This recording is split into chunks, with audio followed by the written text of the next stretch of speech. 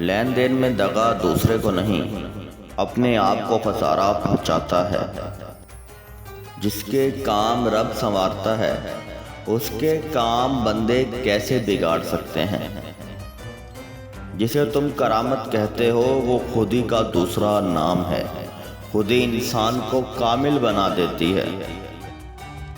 औरत, फकीर, तलवार और घोड़ा किसी के दोस्त नहीं। जो कौम बेटियों को कत्ल करती है वो कभी फलाह नहीं पाती। फकर का दूसरा नाम इतायत है, जिससे बरकत बढ़ती है। फकीर को लाजिम है कि खुदा के सिवा किसी पर भरोसा ना करे। उस रास्ते पर चलो जो बंदे को खालिक से मिला देता है। बादलों की छांव के मानंद इंसान की जिंदगी भी आने जानी है।